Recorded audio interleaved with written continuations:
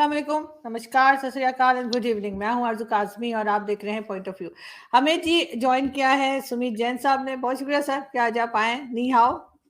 नी हाओ madam, thank you so much, आपने हमें याद किया। बहुत शुक्रिया सर कि आज आप आए।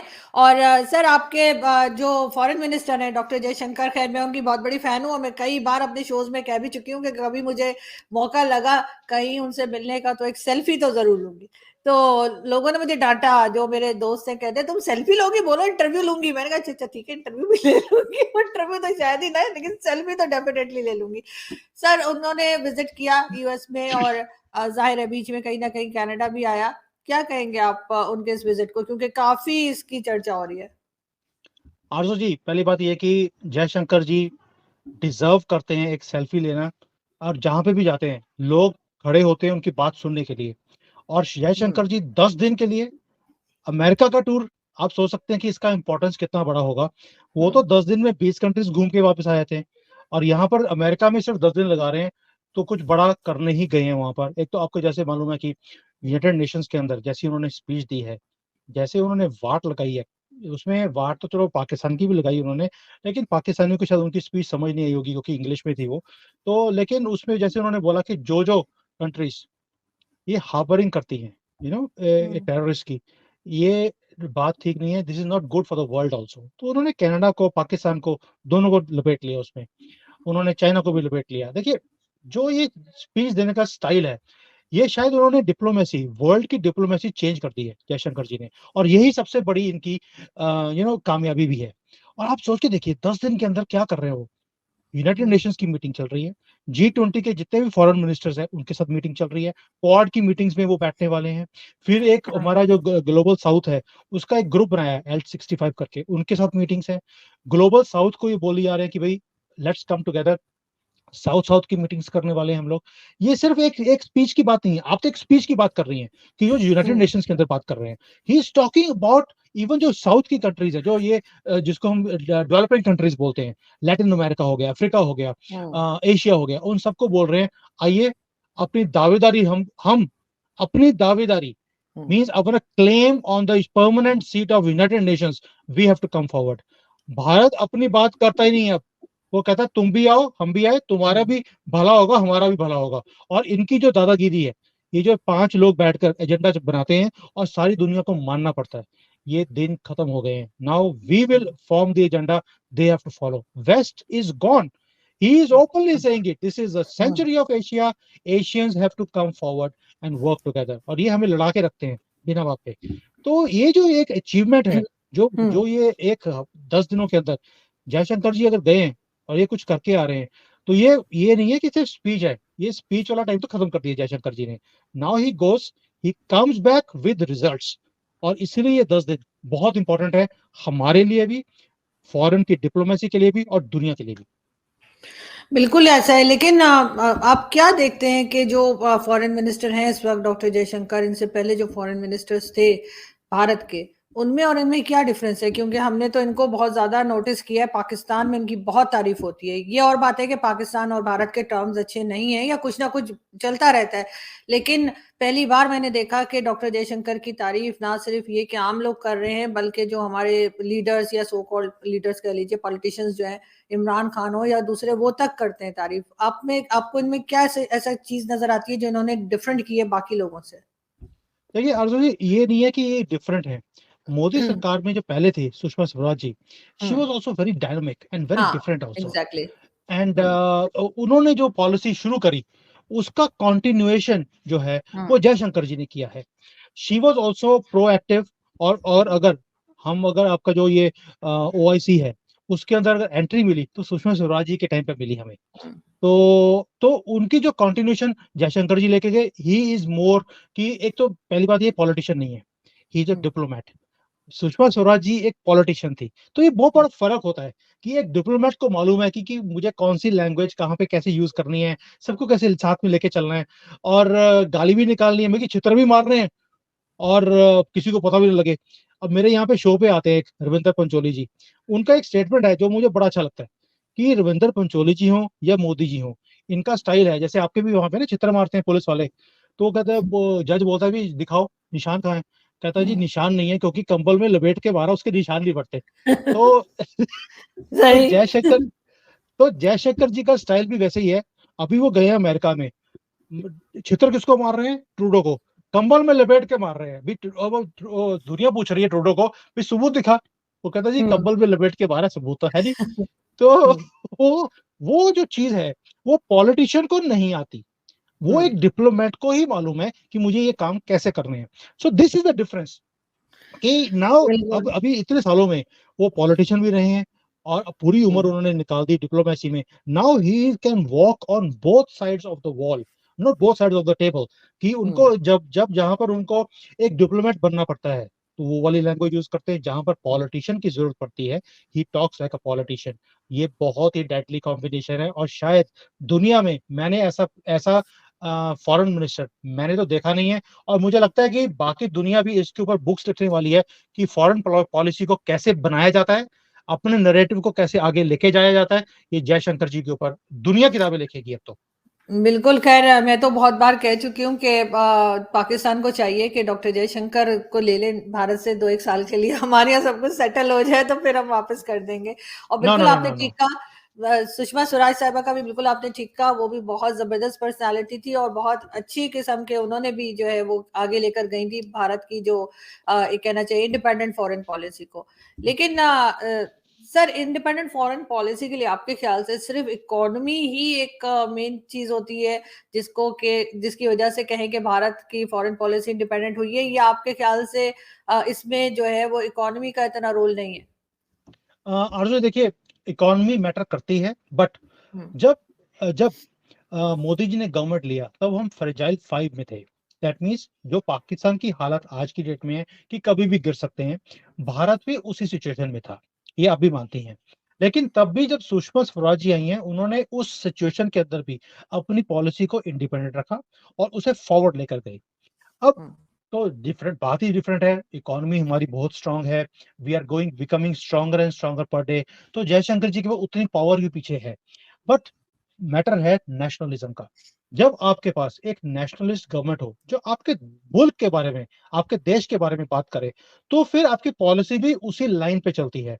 भी जब भारत बहुत स्ट्रांग था कांग्रेस के टाइम पर, जब उन्हें गवर्नमेंट दी गई, अटल बिहारी वाजपेयी की जब गवर्नमेंट गिरी है, उसके बाद जब इनको दी गई पपुअन पार्टी को, तो ये जो गवर्नमेंट थी हमारी, वो उस वक्त कंट्री की जो इकोनॉमिक सिचुएशन थी बहुत स्ट्रांग थी, लेकिन फॉरेन पॉलिसी बहुत ज्यादा वीक थी हमारी। क्यों? नेशनलिस्ट नहीं थे वो। जैसे ही मोदी जी आए हैं, फ्रेजाइल 5 होते हुए भी ये पॉलिसी को इतना आगे ले गए। सुषमा जी ने वही काम किया और जयशंकर ने भी, कि भाई आप सोच के देखिए, चाइना जैसा कंट्री जो किसी की तारीफ नहीं करता, कभी भी आप सुने हुए नहीं किसी की तारीफ करे, जयशंकर जी की यहाँ पे तारीफ होती है और इनकी क्लिप्स यहाँ पर सोशल मीडिया में वायरल की जाती हैं, क्योंकि यहाँ पर तो सब कुछ कंट्रोल्ड है। यहाँ पे लोग अपना नैरेटिव नहीं लगा सकते। हम्म। तो जो जो भी नैरेटिव्स फॉरवर्ड होते हैं, वो सारे गवर्नमेंट की तरफ से किए जाते हैं। जयशंकर जी की यहाँ पे जब मैं देखता हूँ सोशल मीडिया के ऊपर स्पीचेस, जो ये होते हैं, 2-2 टैगलाइंस लगाते हैं कई बार, हम्म। तो वो जो चीजें जब यहाँ पर वायरल होती हैं, आप इमेजिन नहीं कर सकते। मेरे जैसा बंदा यहाँ बैठकर देखता है कि यार, this is what the Chinese government is promoting, Indian foreign minister. तो लोग बात करते हैं उसके बाद। तो ये एक फर्क है, नेशनलिज्म का फर्क है, और कुछ भी नहीं है। और आपके पास तो कभी नेशनलिस्ट कोई आया ही नहीं। सबको ये था हम्म। कि मैं अपनी जेब कैसे भरूंगा, कैसे निकल जाऊं। हाँ, बिल्कुल। आप सोच के ऐसा ही देखिए, है। आपके पास शहबाज शरीफ थे, ठीक है, hmm. Another selected prime minister. वो 1.5 साल बैठा, पैसे बनाए, और जिस दिन कुर्सी गिरी है उसी रात की फ्लाइट लेके वापस भी चला गया वो लंदन की तरफ। आपका वो बिलावल है, वो भी नया जो लेडी सूट है खरीदने चला गया लंदन में। तो आप सोच के देखिए, ये सबका ये हाल है कि अपने देश में रहते ही नहीं है, और नेशनलिज्म नाम की चीज नहीं है, और इसलिए आपकी जो फॉरेन पॉलिसी है वो इंडिपेंडेंट नहीं है। लेकिन क्या आपको लगता है सुमित जी, कि अगर आपकी गवर्नमेंट में कोई भी मतलब कोई भी मिनिस्टर हो, चाहे वो डॉक्टर जयशंकर हो या कोई भी, अगर उनमें उनका कोई स्टेप या कोई काम आपको पसंद ना है, कि आपको लगता है कि आपकी पब्लिक फिर उसके ऊपर भी बात करती है, क्योंकि हम तो बहुत क्रिटिसाइज करते हैं अपनी गवर्नमेंट को, बेशक कोई काम इन लोगों ने नहीं किया, हर चीज गड़बड़ है, लेकिन जो बिल्कुल परफेक्ट जा रहा होता है वो भी कहीं ना कहीं ऐसा होता है कि पब्लिक कुछ और चाह रही है और गवर्नमेंट कुछ और कर रही है। कभी ऐसा लगा आपको? देखिए आरजू जी, आपको हर एक कंट्री में दो तरह के लोग हमेशा मिलेंगे। एक जो फॉर होते हैं, एक जो हमेशा ही होते हैं ना मानू फूफा जी। भी कुछ भी कर लो, फूफा जी ने मानना ही नहीं। वो तो भी उसको, उसका नाम फूफा जी नहीं है, एक्चुअल नाम था फूफा जी। वो हमेशा फूफा ही करते रहते हैं कि मैं ना मानूं। तो वो जो ऐसे लोग हैं वो आपको हर देश में मिलेंगे। अब आप देखिए कि जब इमरान खान था आपके आपके मुल्क के अंदर, आपके 2-3 ऐसे न्यूज़ चैनल थे जो उसकी बेवकूफियां भी ऐसे बढ़ा चढ़ा के दिखाते थे। देखिए जी, इमरान खान तो ऐसा ही खलीफा आ गया, ये हमारे मुल्क को कहां से कहां ले जाएगा। हमारे पास भी ऐसे ही लोग हैं जो मोदी जी जितना मर्जी ग्रेट काम कर लें, वो दिखा ही नहीं सकते कि भाई ये कोई ग्रेट काम कर रहे हैं, अच्छा काम कर रहे हैं। और वही जो लोग हैं, ये ऐसे लोग हैं जिनकी पकड़ मीडिया के ऊपर बहुत सालों से रही है। ये एक नैरेटिव्स बनाए जाते थे हमेशा ही, आइदर फॉर और अगेंस्ट सम गवर्नमेंट। और फिर जो लोग हैं वो पिकअप करती हैं उन चीजों को, और उसके बाद अपना वो, या तो पहले पहले होता था प्रोटेस्ट होते थे ना, सड़कों के ऊपर झंडे ले लिए, प्रोटेस्ट कर लिया। अभी जो प्रोटेस्ट है उसका सिस्टम हो गया ट्विटर के ऊपर, सोशल मीडिया के ऊपर। तो हमारा जो सोशल मीडिया है वो बहुत ज्यादा प्रोएक्टिव है। अभी ये कनाडा में जो कुछ हुआ, पूरा सोशल मीडिया भर दिया हमने टिड्डी मल के अगेंस्ट कि तूने, तेरी हिम्मत कैसे हुई बोलने की। हाँ ठीक है, हमने मारा नहीं मारा दूसरी बात है, तेरी हिम्मत कैसे हुई, टेररिस्ट था मर गया, what is the big deals in that. और हमने सोशल मीडिया, आप देखिए सोशल मीडिया के ऊपर आपको कोई और चीज दिखती ही नहीं है भारत में एक्सेप्ट पिन पॉइंटिंग टिड्डी मल। तो ये जो हमारा भारत के अंदर है कि आप कहते हैं कि क्या लोग बोलते हैं फॉर या अगेंस्ट, हमारे यहाँ पर बहुत ज्यादा स्ट्रांग है फॉर एंड अगेंस्ट का सिस्टम, और फ्रीडम है यहाँ पर, जो मर्जी आपका ओपिनियन है बिल्कुल। आप बोल सकते हैं। लेकिन सुमित जी, बीच में एक लिस्ट भी निकाली थी आपकी अपोजिशन पार्टी ने कुछ एंकर्स की, और उसमें ये कहा गया जी हम इनके शोज में नहीं जाएंगे। आपके ख्याल से क्या ये ठीक बिहेवियर है कि आप मतलब बजाय इसके आप अपनी बात रखें, चाहे उल्टी ही बात कर रहे हो, लेकिन अपनी बात रखने के बजाय उसमें ना जाना जो है, ये कह दिया गया कि हम इन एंकर्स के शोज में नहीं जाएंगे, क्या ये ठीक रवैया है? देखिए Arzoo ji, I think they were right, right in the sense hmm. कि उन्होंने हमारे ऊपर बहुत बड़ा एहसान कर दिया। जो ये सारे 26 चोर इकट्ठे हुए, इन्होंने हमें एहसान कर दिया कि भाई ये नेशनलिस्ट चैनल्स हैं जिसको देखना हम्म। चाहिए, बाकी जो नॉन एंटी, जो एंटी नेशनल चैनल्स हैं इसको देखने की जरूरत नहीं है, और हम उन्हीं के ऊपर जाएंगे। दैट मीन्स हम्म। वो हमें बता रहे हैं कि हमारी बात सुनने की जरूरत नहीं है, क्योंकि हम ये नेशनल चैनल्स पे नहीं आएंगे। तो नहीं, ये तो उन्होंने उन्होंने चैनल्स का नहीं कहा, उन्होंने सिर्फ एंकर्स को टारगेट किया कि इन भाई एंकर के शो में नहीं जाएंगे। उन चैनल्स के ऊपर जो नेशनलिस्ट चैनल होगा उसी के ऊपर नेशनलिस्ट एंकर भी तो आएगा। Nationalist channel anti national anchor को भी लेके नहीं आएगा कभी भी। तो ये मैं चैनल की ही बात कर रहा हूँ कि हम इन चैनल्स के ऊपर नहीं आएंगे या इन एंकर्स के पास नहीं आएंगे। उन्होंने तो हमारा काम और आसान कर दिया कि नेशनलिस्ट कौन है, एंटी नेशनल कौन है। अब आपके पास जो, देखो हर एक कंट्री में मैंने बताया कि एंटी नेशनल एलिमेंट्स होते हैं, कई तो आप ही पीछे छोड़ के चले गए थे हमारे पास 1947 में, आज तक हम पाल के रखे हैं उनको, एंटी नेशनल्स को। तो ऐसे जो लोग हैं वो एंटी नेशनल चैनल्स पे जाएंगे, वही इनको वोट भी करेंगे। जो इनके पास 5-6% वोट आती है, 8% वोट आती है, वो उन्हीं लोगों की आती है, लेते रहो। बाकी जो है वो इन्होंने जैसे हमें बताई दिया कि भी इनकी बात सुनो और यही आपका राइट पर्सपेक्टिव रखेंगे, तो वी आर लिसनिंग टू दो देम ओनली। लेकिन ये है कि मेरा एक सिचुएशन डिफरेंट है। मैं एक कंट्री में ऐसे बैठा हूँ जहाँ पर मुझे सिर्फ पाकिस्तान की न्यूज मिल जाती है यहाँ पर, क्योंकि यहाँ पर जो आपका डॉन है या कुछ भी जो आपके न्यूज़पेपर्स होते हैं, वो यहाँ पर परमिशन है उसको दिखाने की, बाकी हम पढ़ सकते हैं, I can open it on the internet. But India का कोई भी न्यूज़पेपर यहाँ पे मैं खोल नहीं सकता हूँ, तो वो कहता है कि this is restricted, this is stopped by the government. तो मेरे पास तो किसी का भी पर्सपेक्टिव आता नहीं है, सिर्फ पाकिस्तान के आता है, इसलिए मेरी पकड़ पाकिस्तान की चैनल्स सर, की जो ज्यादा है। वीपीएन का नाम सुना है आपने? एक चीज होती है वीपीएन, वो जब मैं लगाया वीपीएन यूज करें। करता जब मैं वीपीएन यूज करता हूं तो मेरा इंटरनेट पीछे से स्लो कर देते हैं, तो उसके बाद तो बफरिंग होती रहती है, खुलता कुछ भी नहीं है। तो it is not that easy living in a country like China, और मैं यहाँ बैठकर भी इतनी बात बोल पाता हूँ। ये बस हमारा जो भगवान है उसी की आशीर्वाद है हमारे ऊपर। नहीं, बिल्कुल डेफिनेटली सर, कोई कहीं पर भी हो, चाहे वो पाकिस्तानी हो या भारतीय हो, बिल्कुल अपनी कंट्री के लिए बात करनी चाहिए। पूरा राइट है आपको कि आप बात करें, चाहे आप चाइना में हो या किसी भी दूसरी कंट्री में। आई डोंट थिंक कि किसी को भी ऑब्जेक्शन होना चाहिए कि आप चाइना में बैठ के बात कर रहे हैं। लेकिन ये जरूर है कि इनको इतना भी स्ट्रिक्ट नहीं होना चाहिए कि इंसान जो न्यूज़पेपर तक ना पढ़ सके। हमारे यहाँ भी कुछ वेबसाइट ऐसी हैं, भारत की कुछ न्यूज वेबसाइट ऐसी है कि बल्कि मैंने आर्टिकल्स भी लिखे, तो वो अपना खुद का आर्टिकल मैं नहीं पढ़ पा रही क्योंकि वो ओपन ही नहीं हो रहा। तो मैंने फिर उन लोगों से कहा कि यार स्क्रीनशॉट बना के भेज दो, इसलिए मुझे तो पता नहीं नहीं नहीं कि क्या हो आरजू रहा जी, है। देखो आपको भी मालूम है, मैं अपना भी चैनल चलता है मेरा, मैं अपनी वीडियोस अगर मेरा मन भी करे कभी मैं वापस जाके देख लूं, I can not see my own videos also, because YouTube चलता नहीं है। और ये सारी रिकॉर्डिंग्स करके मैं हिंदुस्तान में भेजता हूँ। वहां पर एक टीम रखी हुई है जो थंबनेल्स बनाकर उसको डाल देती हो इंटरनेट पे। मैं नहीं डाल सकता हूँ। सो ये I can understand your pain कि आपको अपना आर्टिकल पढ़ना हो तो आप पढ़ नहीं सकते हो। तो मेरे साथ भी ऐसे ही है एग्जैक्टली, यहाँ पर। बिकॉज मैंने 2-3 बार ऐसा हुआ है कि मैंने इंडियन न्यूज़पेपर के लिए लिखा, लेकिन वो मैं खुद ही नहीं चेक कर पा रही। लेकिन ये गलत है, ऐसा नहीं होना चाहिए। इवन न्यूज़ चैनल्स भी आने चाहिए, क्योंकि इवन मेरे फादर भी कहते थे कि ये अजीब कंट्री है कि यहाँ पे इन्होंने सारे न्यूज़ चैनल बंद कर रखे हैं। और बड़ा मतलब उनको था कि उनको बड़ा शौक था कि वो मतलब इंडियन न्यूज़ चैनल भी देखें, यहाँ के भी देखें, फिर एक होता है ना, कंपेयर कर पाते हैं। लेकिन खैर अभी तक ऐसा नहीं है, कुछ लोगों ने डिश लगा रखी है तो वो देख लेते हैं। लेकिन हम्म। सर, नेक्स्ट इलेक्शंस आ रहे हैं, आपके ख्याल से ये कनाडा इशू और बाकी चीजें जो कंट्री में होती रही हैं, गड़बड़ जो मची रही, चाहे वो मणिपुर हो या कुछ भी, आपके ख्याल से मोदी जी को कुछ प्रॉब्लम आएगी वोट लेने में, या आप समझते हैं कि नहीं, लोग अंडरस्टैंड करेंगे इस बात को कि इसमें गवर्नमेंट ने कुछ नहीं किया, मतलब गवर्नमेंट की कोई गलती नहीं है?